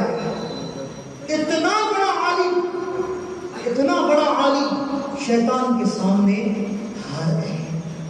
شیطان نے 200 دلیلوں پہ کٹ کر دیا کہ تیری دلیل قابل قبول نہیں ہے. اس پر اعتراض کر کے اس میں کٹم کر دیا کہ یہ دلیل قابل قبول نہیں ہے, یہ اعتراض کی قابل ہے. امام غزالی موت کر پریشان, چہرہ سرخ ہو گیا, آنکھوں میں نالی آ گئی. ان کے شیخ اس وقت نماز کے لیے وضو کر رہے, ہاتھ میں لوٹا تھا, اس لوٹے کو زمین میں مارے اور زمین میں مار کر کہا کہ اے غزالی, اللہ نے بات پہنچائی, کہا کہ اے غزالی تو یہ کیوں نہیں کہتے تھا کہ میں بغیر دلیل کے اللہ کو ایک مانتا ہوں. اللہ نے امام غزالی کی ایمان کی حفاظت کی اور اللہ نے یہ آواز کو امام غزالی کے کام تک پہنچایا. امام غزالی نے کہا کہ میں تو بغیر دلیل کے اللہ کو ایک مانتا ہوں.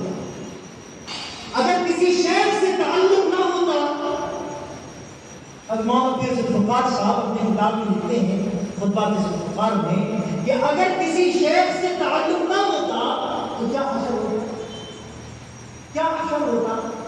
آج ہم کس کی تصویر کو لے کر بیان کرتے, کس کی بات کو لے کر بیان کرتے ہیں. علماء سے پوچھو, آپ یہ فقہ کا مسئلہ حل کر رہے ہیں, امام غزالی کا احسان. ہاں بڑے بڑے مسائل حل کر رہے ہیں, یہ امام غزالی کا احسان ہے. اگر اللہ نہ کرے کسی شیخ سے اگر تعلق نہ ہوتا تو کیا ہوتا اس امت کا, یہ امت کہاں جاتی.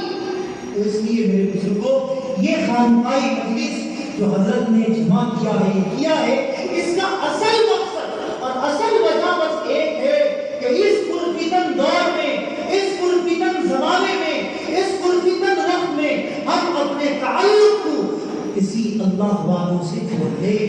کیونکہ ہمارے اندر وہ کیپیسٹی نہیں ہے کہ ہم ڈائریکٹ اللہ والے بن جائیں. حقیقت میں ہم اتنے گناہ میں ملوث ہو گئے, ہم اتنے گناہ میں ڈوب گئے ہیں, ہمارے اندر اتنی گناہ چڑھ چکی ہے کہ ہمارے اندر اب یہ کیپیسٹی نہیں ہے کہ ہم کسی کے سہارے کے بغیر اللہ تک پہنچ سکیں. اب ہمارے اندر یہ کیپیسٹی ہے ہی نہیں. تو اس لیے ہمیں کیا کرنا چاہیے, کسی اہل اللہ سے, کسی اللہ والوں سے اپنے نسبت کو جوڑنا ہے. ارے بھائی جوڑیں گے. حضرت حکیم الامت نے اپنی کتاب میں بہت عجیب بات کہنے لگے کہ اپنے پیر کو کسی نہ اپنی زندگی میں کسی نہ کسی کو اپنا پیر بنا لو, کسی نہ کسی کو اپنا پیر بنا لو. اس کے بعد لکھا ہے کہ اگر زندوں میں اگرچہ تمہیں کوئی پیر نہ ملے تو مردوں میں تلاش کرو. عجیب بات, مردوں میں کیسا تلاش کریں؟ فرمایا کہ مردوں میں ایسا تلاش کرو کہ اللہ والوں کی کتابوں کو پڑھو, اللہ والوں کے کتابوں کو پڑھو, اس سے بھی دل صاف ہو جائے. کیا ہو جائیں گے؟ لیکن اگر کوئی زندہ ہے, کوئی ایسا ہے جیسا حضرت ہے, تو کوئی اگر ایسا ہے تو اپنے آپ کو خوش نصیب سمجھو, اپنے آپ کو خوش نصیب سمجھو اور ایسے اللہ والوں سے اپنے تعلق کو جوڑو. اور اگر اللہ والوں سے تعلق جڑے گا تو سارا کام آسان ہو جائے گا. بس تھوڑا سا زحمت دوبارہ کریں گے, برداشت کریں گے. آپ 5 منٹ ارے کریں گے. اللہ آپ کی کہنے کو عزت, اللہ ہم سب کے بیٹھنے کو بھی. ایک مرتبہ میں اپنے گھر سے بمبئی کے لیے سفر کیا اپنے شہر کے پاس. جب سفر کیا, سفر سے پہلے ہوا یہ کہ میں نے میرے والد صاحب سے کہا کہ مجھے جانا ہے. والد صاحب جو ہے وہ دعوت کے کام سے لگے ہوئے ہیں, تو انہوں نے مجھ سے کہا کہ نہیں, تمہیں پہلے یہ 2 ماہ کی ترتیب میں جانا ہے, جماعت بن رہی ہے, ان کو لے کر جانا ہے, پھر اس کے بعد وہاں جانا. میں نے کہا کہ نہیں, مجھے برداشت نہیں ہو رہا, مجھے جانا ہے. تو میں 2-3 مرتبہ یہ بات ہوئی کہ میں چلا آیا. جب میں آ گیا حضرت کے پاس میں, اپنے شہر کے پاس میں, تو پھر وہاں سے کچھ دنوں کے بعد میں سفر شروع ہوا. تو سفر کے درمیان ایک جگہ دسترخوان میں ہم سب بیٹھے ہوئے تھے. اچانک میں نے کچھ کہا بھی نہیں. اچانک میرے شیخ نے مجھ سے کہا کہ مفتی صاحب، کبھی کبھی مفتی صاحب کر کے بھی بولتے تھے، کبھی کبھی اشرف کر کے بھی بولتے تھے. تو اس دن کہا کہ مفتی صاحب، باپ کا بھی مقام بہت بلند ہے. اچانک انہوں نے ایک جملہ کہا کہ باپ کا بھی مقام بہت بلند ہے. اللہ نے فرمایا ہے رضا ربی فی رضا الوالد، والد کی رضامندی پر اللہ کی رضامندی ہے. اچانک انہوں نے کہا کہ جس طرح سے ماں کی اطاعت لازم ہے، باپ کی بھی اطاعت لازم ہے. سن لو قرآن میں جو اللہ نے کہا ہے، مفتی صاحب آپ تو ترجمہ جانتے ہو، قرآن میں جو اللہ نے کہا ہے اف ولا تنہرہما، اس سے مراد کیا ہے؟ کیا صرف ماں ہے، باپ نہیں ہے؟ میں نے کہا جی حضرت باپ بھی ہے نہ، تو پھر باپ کے ساتھ بھی حسن سلوک کرنا ہے، باپ کے ساتھ بھی اچھا سلوک کرنا ہے. میں فوراً سمجھ گیا کہ اللہ اگر کسی کا تعلق کسی سے دیتا ہے تو اللہ اس کی کیفیت کو اس کے اوپر اتار لیتا ہے، ڈال دیتا ہے. تو اس وقت تو میں نے کچھ نہیں کہا. رات کو جب میں خدمت کے لیے گیا تو اس وقت کہا حضرت حقیقت میں مجھ سے میری ذات سے میرے باپ کے ساتھ گستاخی کی ہے. تو کہنے لگے کیا گستاخی ہوا؟ میں نے کہا حضرت یہ ہوا. پھر میں نے پوچھا کہ حضرت آپ کو کیسا پتا چلا؟ آپ کو کیسا پتا چلا؟ زندہ ہے وہاں سجاد صاحب زندہ ہے. تو میں نے پوچھا حضرت آپ کو پتا کیسا چلا؟ تو کہنے لگے پتا یہ چلا کہ جب سے تم آئے ہو میں تمہیں دیکھ رہا ہوں کہ تم مجھ سے تمہارا تعلق جتنا پہلے تھا اب نہیں ہے. تم میری بات کو اپنے غور سے نہیں سن رہے ہو. تو میں نے کہا حضرت اس کی علامت یہی ہے؟ کہنے لگے جی اس کی علامت یہی ہے کہ جب کوئی شخص اپنے ماں باپ کی نافرمانی کرتا ہے تو اللہ اس کے دل کے اندر سے دین کی رغبت کو نکال دیتے ہیں. کیا کر دیتے؟ ارے بولو نا، دین کی رغبت کو نکال دیتے ہیں. اللہ والوں کی نظر کہاں تک پہنچتی ہے بتاؤ؟ کس درجے تک اللہ والوں کی نظر پہنچتی ہے؟ تو اس لیے میرے بزرگوں، اس پرفتن دور میں، اس پرفتن زمانے میں، اس پرفتن دور میں اگرچہ ہم نے اللہ والوں سے رشتہ نہیں جوڑا تو پھر یاد رکھیے بھٹکتے رہیں گے، بھٹکیں گے. ہاں چہرے میں داڑھی بھی ہوگا، سر میں عمامہ بھی ہوگا، زندگی میں تہجد بھی ہوگا، لیکن تعلق مع اللہ اگر کسی اللہ والوں سے نہیں ہوا تو پھر حالت بگڑ جائے گی. میں کئی مجالسوں میں حضرت کی وہ جملہ سناتا ہوں. ایک مرتبہ حضرت تقی صاحب، حضرت حافظ تقی صاحب جو مجدہور نے مجھے ایک بات سنائی. کہا کہ ایک مرتبہ حضرت شیخ زکریا رحمۃ اللہ علیہ کے پاس دنیا کے ہندوستان کے بڑے بڑے علماء، حضرت قاری طیب صاحب رحمۃ اللہ علیہ، حضرت مولانا ابو الحسن علی میاں ندوی رحمۃ اللہ علیہ، بڑے بڑے مشائخ، بڑے بڑے علماء حضرت شیخ زکریا رحمۃ اللہ علیہ کی خدمت میں حاضر ہوئے. جب حضرت کی خدمت میں حاضر ہوئے تو حضرت کسی کام میں تھے. خادم نے کہا حضرت یہ حضرات آئے ہوئے ہیں. تو حضرت نے کہا اندر بلاؤ. اندر آئے. یہ بڑے بڑے علماء جب آئے اندر تو حضرت شیخ زکریا رحمۃ اللہ علیہ نے بڑے عجیب انداز میں کہا کہ کیوں آئے ہو میرے پاس؟ کیوں آتے ہو میرے پاس؟ بڑے جھڑپ میں کہا کیوں آتے ہو میرے پاس؟ کیا ہے میرے پاس؟ کیا لینے آتے ہو؟ تم اپنے زمانے کے ادیب ہو. کسی کا قلم چلتا ہے تو کسی کی زبان چلتی ہے. مولانا ابو الحسن علی میاں ندوی کوئی معمولی شخصیت تو تھے نہیں. قاری طیب صاحب رحمۃ اللہ علیہ کوئی معمولی شخصیت تو تھے نہیں. کسی کا قلم چلتا ہے تو کسی کی زبان چلتی ہے. کوئی ادیب ہے تو کوئی فصیح ہے تو کوئی بلیغ ہے. کیا میرے پاس کیوں آتے ہو؟ میں تو گندا انسان ہوں. یہ کہتے ہوئے حضرت کے سامنے سیب رکھا ہوا تھا، پانی کا گلاس رکھا ہوا تھا. اپنی طرف متوجہ ہو کر کہے کہ جانتے ہو یہ زکریا کی حیثیت کیا ہے؟ یہ زکریا کی کیفیت یہ کہ اگر یہ زکریا یہ پانی کا گلاس اگر اس زکریا کو مل جائے اور زکریا اگر اس پانی کے گلاس کو پی لے، جس پانی کے گلاس کو دیکھنے کے بعد تمہارے اندر رغبت ہوتی ہے کہ تم اسے پی لو، اگر زکریا اسے پی لے تو وہ پیشاب کی شکل میں نکل جائے، لوگ اس پیشاب کو دیکھنا بھی پسند نہیں کریں۔ زکریا کی حیثیت تو یہ ہے۔ پھر کہا کہ جانتے ہو زکریا کی حیثیت کیا ہے؟ زکریا کی حیثیت یہ ہے کہ زکریا اگر اس سیب کو کھا لے جس کو دیکھنے کے بعد انسان کا دل للچاتا ہے، اگر زکریا اس سیب کو کھا لے تو زکریا کی صحبت اختیار کرنے کے بعد یہ سیب گندگی بن کر نکل جائے، لوگ اسے دیکھنا بھی گوارا نہ کریں۔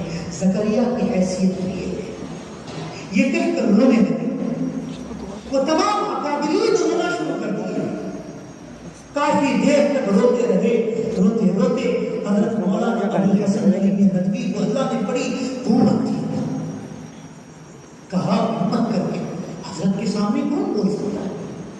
کسی کی ہمت نہیں ہوتی تھی حضرت شیخ کے سامنے کوئی بول رہا تھا، بڑی ہمت کر کے کہا کہ حضرت بے شک ہم اپنے اپنے وقت کے ادیب تو ہیں، فصیح تو ہیں، بلیغ تو ہیں، بے شک ہماری زبانیں چلتی ہے، ہماری قلم چلتے ہیں، لیکن حضرت ہم سب دل کے گورے ہیں، ہم یہاں آئے ہیں بس دل بنانے آئے ہیں، حضرت آپ ہمارا دل بنا دیجیے، حضرت آپ ہمارا دل بنا دیجیے۔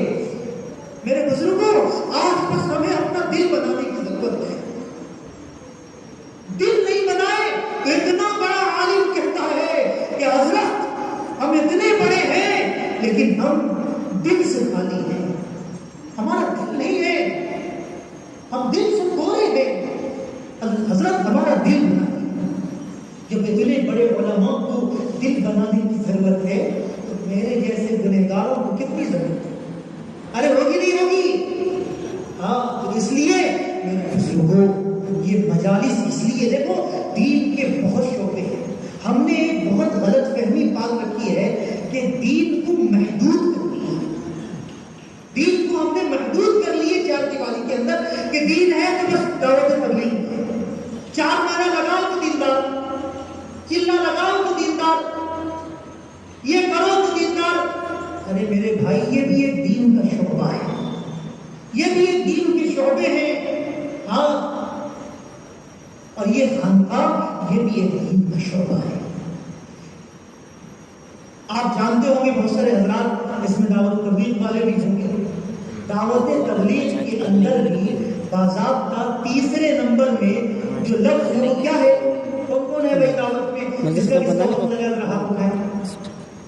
ماشاءاللہ اتنا بڑا مقدمہ دعوت میں ہوتا ہے، اللہ سب کو قبول کرے۔ ارے آمین تو بولو۔ تیسرا نمبر کیا ہے بھائی؟ علم اور ذکر، یہ تیسرا نمبر۔ اگر ذکر اگر یہ شعبہ نہ ہوتا دین کا تو دعوت کے اندر یہ شعبہ آتا؟ بتاؤ بھائی، یہ بھی ایک دین کا شعبہ ہے، یہ بھی ایک دین کا شعبہ ہے، لیکن ہم نے اس کو نکال کر پھینک دیا ہے۔ جانتے ہو اسے نکال کے پھینکنے پر یہ تمام شعبے کی روح نکل گئی۔ آج جو ہم دیکھ رہے ہیں نا کہ ان شعبوں کی جو روحیں نکلی ہے اس کی اصل وجہ ہے، معاف کرنا، مدارس ہو اور یہ دعوت و تبلیغ کا مرکز ہو یا دینی کوئی تنظیم ہو یا سیاست ہو، یہ ساری جگہوں سے جو روح نکلی ہے اس کی اصل وجہ یہی ہے کہ ہم تزکیہ کرنا چھوڑ دیے، ہم ذکر کو چھوڑ دیے، ہم ذکر الہی کو چھوڑ کے رکھ دیے، جس کی وجہ سے ورنہ ہمارے مدارس تو ایسے تھے کہ مدارسوں سے جب علماء عالم بن کر نکلتے تھے تو اللہ اکبر وہ عالم بنتے تھے اور مہینے کے بعد انہیں ولایت ملتا تھا۔ شیخ گنگوئی رحمۃ اللہ علیہ کوئی سال گزارنا نہیں پڑا انہیں، صرف ایک مہینہ حاجی امداد اللہ مہاجری مکی رحمۃ اللہ علیہ کے پاس زندگی گزارے، ایک مہینے کے بعد حاجی صاحب نے انہیں ولایت کا تاج پہنا کر چھوڑا۔ کتنے مہینے کے بعد؟ ایک، کیونکہ عالم بن گئے۔ حضرت بایزید بستامی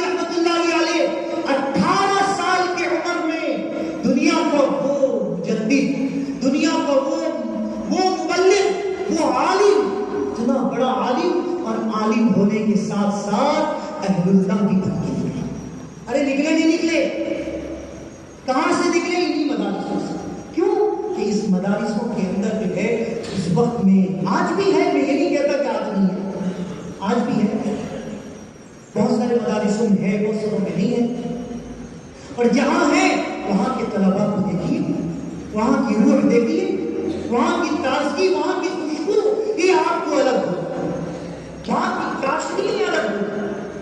ایک بات پڑھیے تو کہہ دو، جانتے ہو جس مسجد میں آپ بیٹھے ہو، جس مسجد میں آپ بیٹھے ہو، اچھا آپ لوگوں نے بھوپال کی تاج المساجد بھی گئے، اس کو بادشاہ نے بتایا، بہت سارے حضرات گئے، بھائی گئے نہیں گئے؟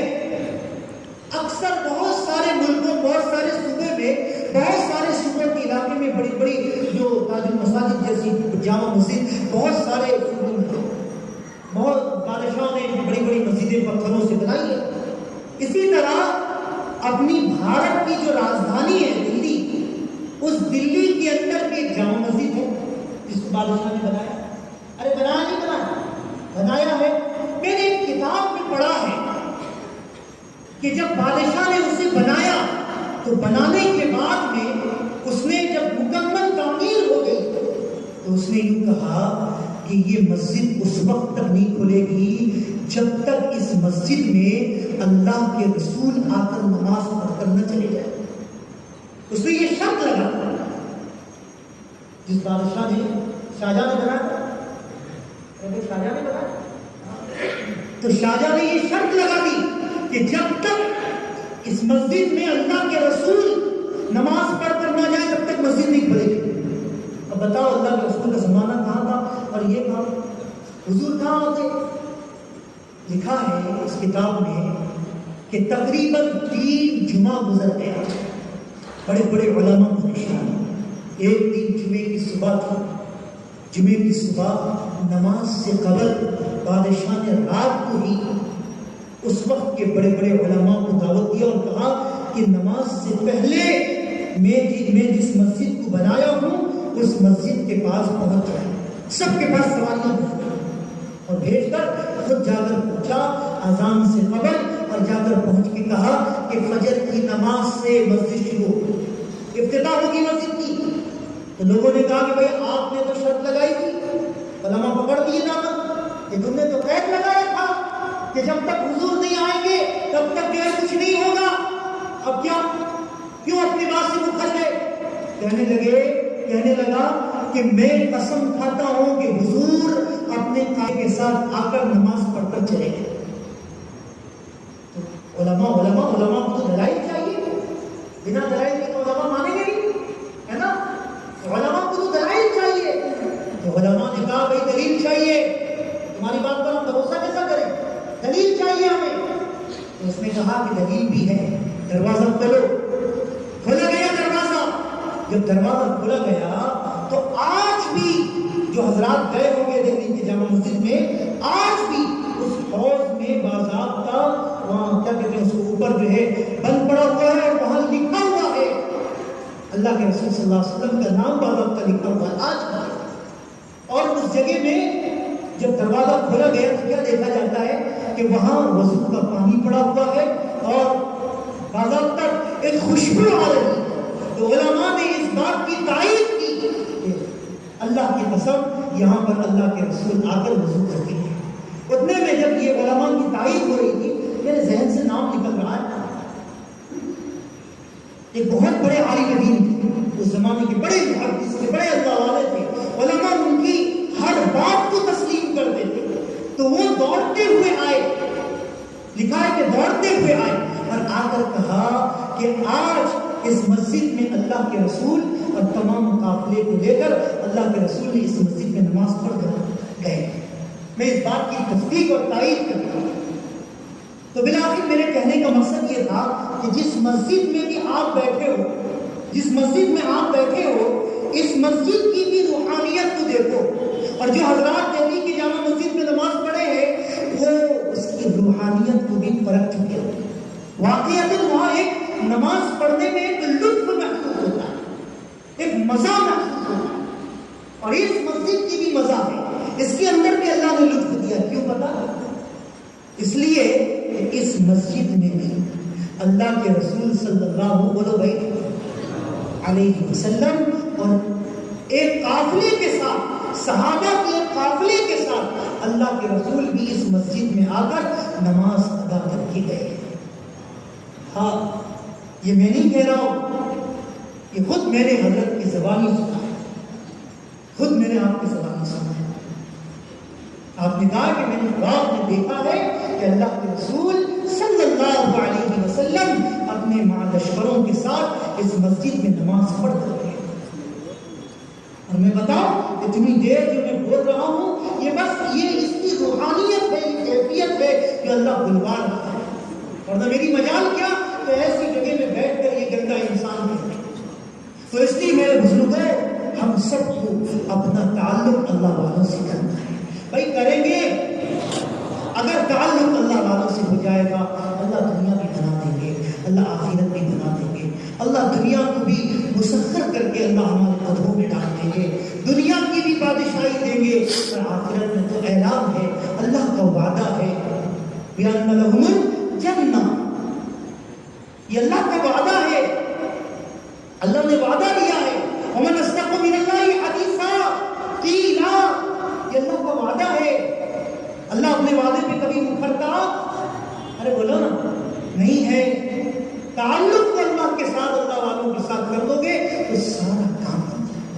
تو اس لیے اس مجلس سے ارادہ کر کے اٹھو، نیت کر کے اٹھو کہ ہم اپنے تعلق کو کسی نہ کسی اللہ والوں سے جوڑیں گے۔ بھائی جوڑیں گے؟ اچھا ایک بات اور، بیان تو بہت ہوتے ہیں، ایک بات اور ذرا بتا دیں کہ یہاں پر کتنے حضرات اہل نسبت ہیں؟ ذرا ہاتھ اٹھائیں۔ اللہ کو اللہ کو ماشاء اللہ۔ اچھا جو نہیں ہے وہ ارادہ تو کرتے ہیں، وہ ارادہ کرتے ہیں، ارادہ تو کرتے ہیں کہ بھائی ہم سب بھی اہل اللہ سے نسبت جوڑیں گے۔ ارے جوڑیں گے، بڑا سنہرا موقع اللہ نے، بڑا سنہرا موقع ہے۔ کیا کہ ایک اللہ والے خود ہمیں اس لیے بلا رہے ہیں تاکہ ہماری اصلاح ہو جائے۔ کیا ہو جائے بھائی؟ ہماری اصلاح ہو جائے۔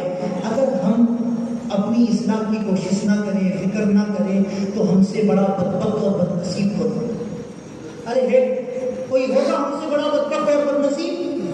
ارے بولو نا۔ تو اس لیے ہمیں بھی جب اتنا اچھا موقع ملا ہے تو ہمیں بھی اہل اللہ سے اپنا تعلق جوڑیں گے۔ پھر سے کہو، جوڑیں گے انشاءاللہ۔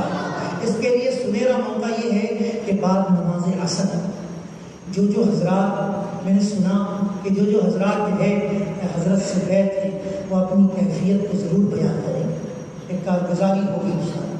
اور اس کے بعد میں جن حضرات کو، دیکھو میں صاف لفظوں میں کہتا ہوں، جن حضرات کو جس سے بھی جن حضرات کو اپنا دل مطمئن ہو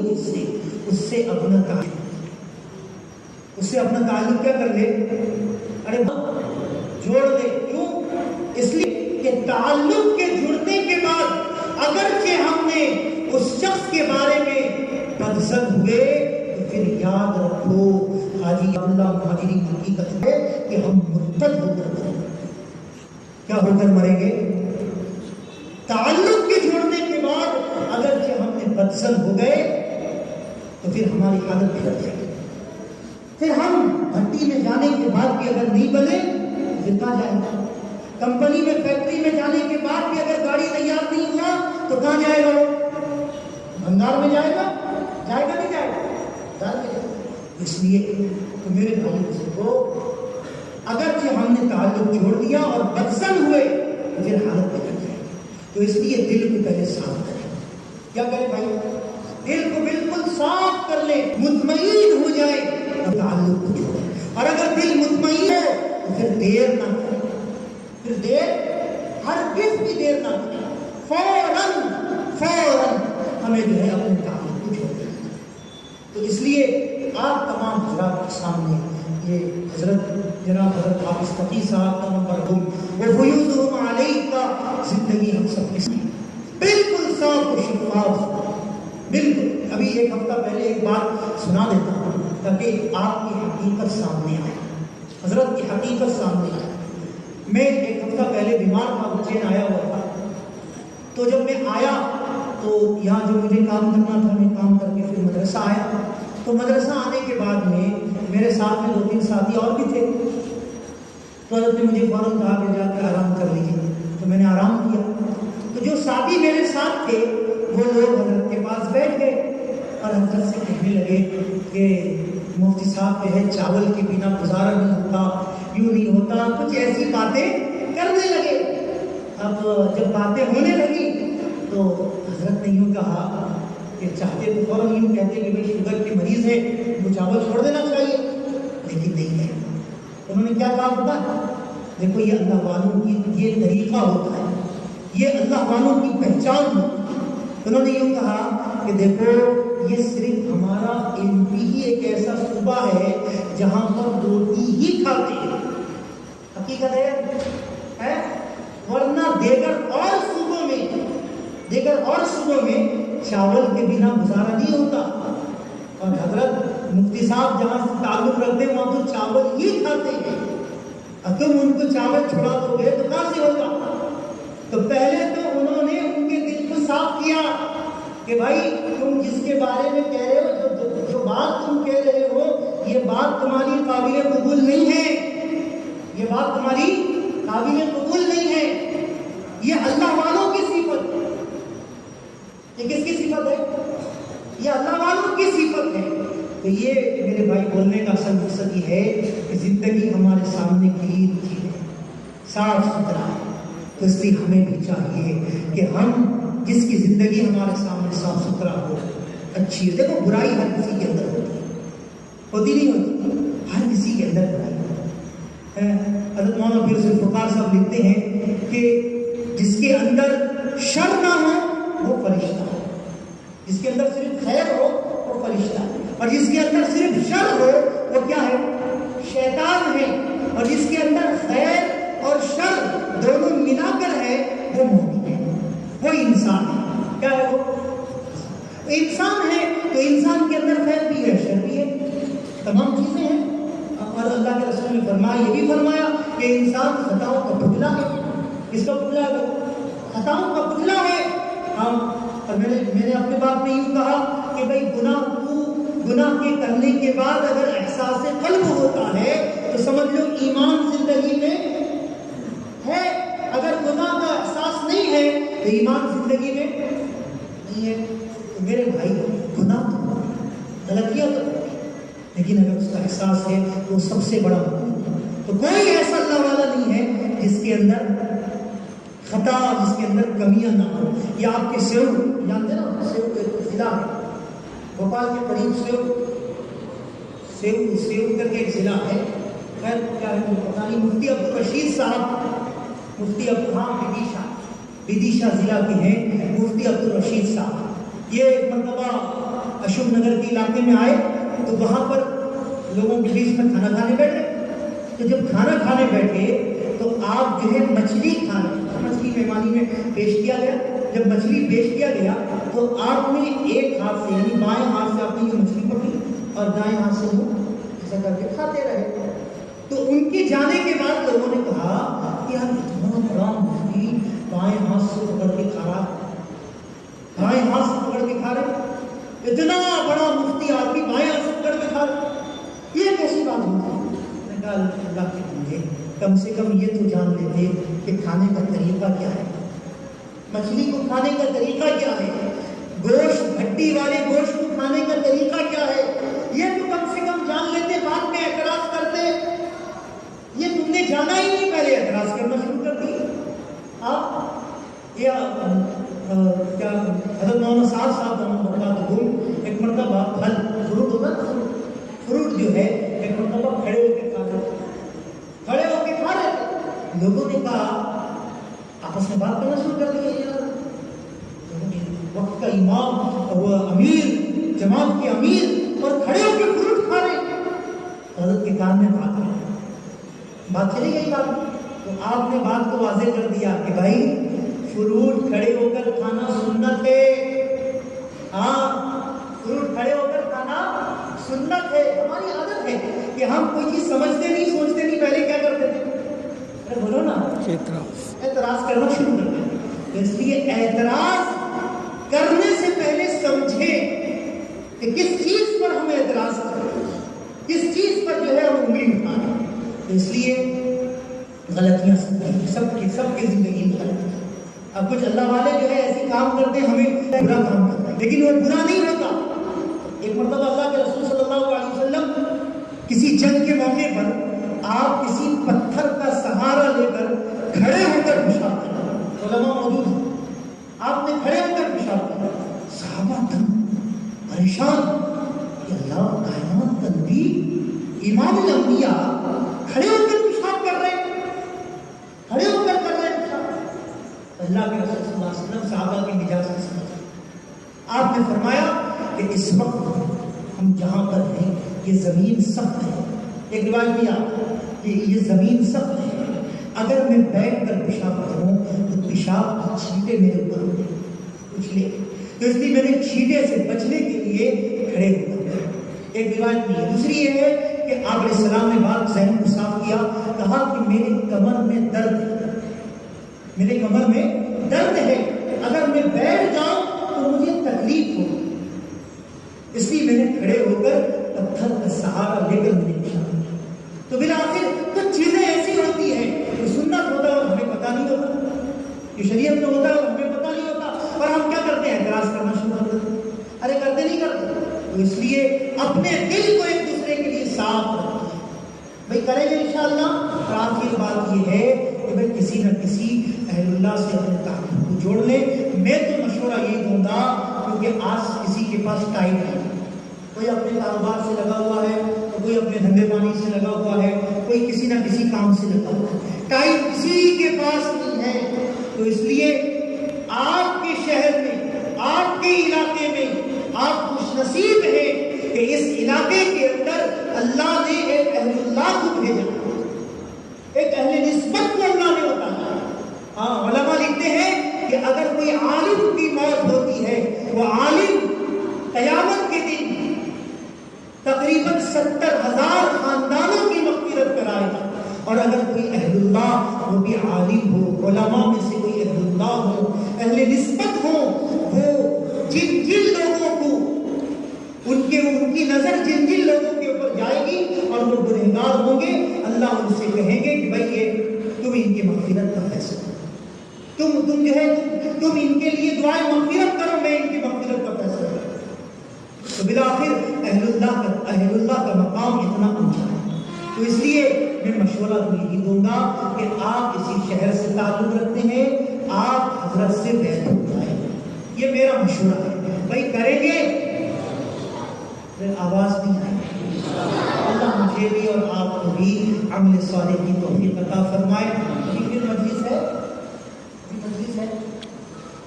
عصر کے بعد پھر ایک مجلس ہے، تمام حضرات مغرب کے بعد بھی ہے، پھر کھانے کا بھی نظام ہے، تمام حضرات جو ہے دل جوئی کے ساتھ عصر کے بعد کی بھی مجلس میں بیٹھے گے انشاءاللہ۔ اللہ مجھے بھی اور آپ کو بھی عمل